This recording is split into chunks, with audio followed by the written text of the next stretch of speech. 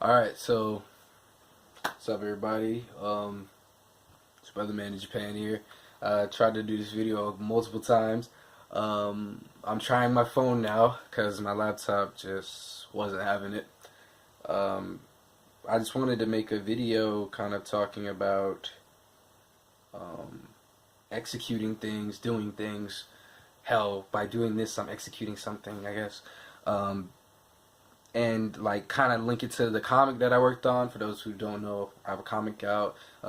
It's free on Webtoons. The link will be in the description below. Um, I just kind of felt like um, talking and starting something because I feel like I'm on this road towards becoming a professional comic artist. I don't feel it. I know it actually. In time, it will happen. Um, I might not be there today, but I'm doing a lot of work right now, so um, I'm very confident that one day I will get there, and try to just speak it into existence. But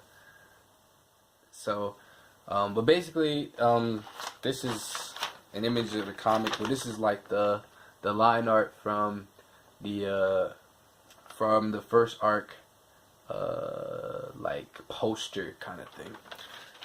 Which the colored version is on my Instagram, or if you're friends with me on Facebook, they're both in those places. Which I'll have the Instagram below as well. But yeah, I want to keep it kind of brief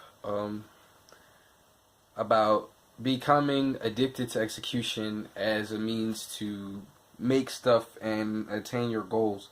Because I was an aspiring comic artist for a very long time, a very, very, very, very long time.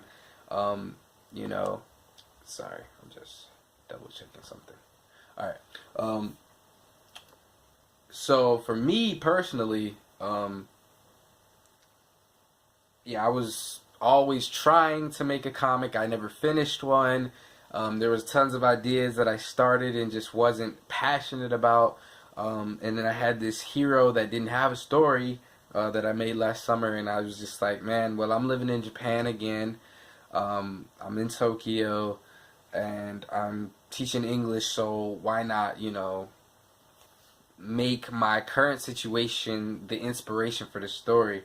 A lot of people think the main character is me. He's not me directly. In some ways, I've been realizing more and more that he is me in certain ways, but we experience very different things, and but we experience also a lot of the same, whether it be like racial things, romance things of that nature. It's all pulled. Most of it's pulled from a real place.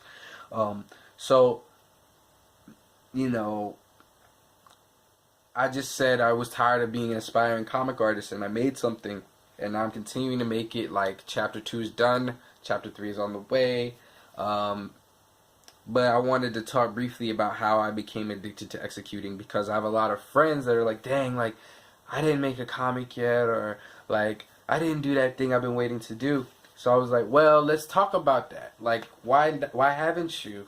Because a lot of them are like super talented cats, just great people, great homies of mine, but just, haven't gotten it out yet.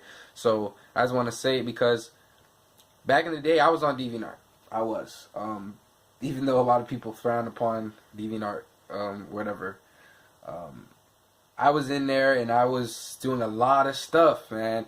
I was making a lot of friends. I was making a lot of fan art collaborations with people. I was having my characters interact with their characters in drawings, and I was doing a lot, man. And that like eagerness to share something, like, wow, I realized it had me rush my art a little bit.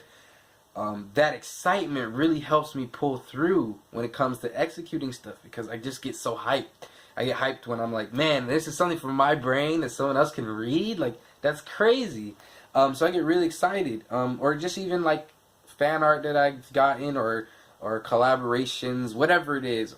It excites my soul to see my stuff come to life. So I think that, Facebook and Instagram, they're not like those platforms before. There's lots of drama, lots of egotistical people. So I would say the thing that really, if you're trying to become addicted to executing, I would suggest that you find something that's really real for you, whether you want to just share it with the world or whether you have to find a community. Because I know having a community, even when I was like way younger, like 14 or whatever, it really did help me. And like I got nothing but love for those people, even though we all kind of fell out of contact or whatnot. But yeah, you know, I just had a lot on my heart. I was going through a lot when I was making the first chapter. And I just really wanted to put something out into the world. So everybody has a story. And you might just, even if it's a story that may sound a bit typical, if you just tweak it just a little bit, you know, you can go far, man. You know, no limits to anything. So anyways, yeah, I just hope that you all have, sorry I keep looking everywhere. It's because the camera's like here, but it's like when I look straight at it, I don't know. You know, I'll probably get used to that in time. I'm just, when it was on the computer, it was a little easier. But anyway, so yeah, just keep making stuff. Like, for anyone and anything, if you're watching this, just try to fall in love. If you can't fall in love with the actual process of making something, if you can fall in love with the end process, like, it'll do a lot for you, I promise. And yeah, I just hope y'all all have a beautiful day, night, or whatever. You know, it's night here in Tokyo right now, but all my peoples are all over the place. So this ended up way longer than I was intending it to be. But yeah, I hope that y'all, whoever, if you guys stay to the end, y'all are the best. Nothing but love. Peace.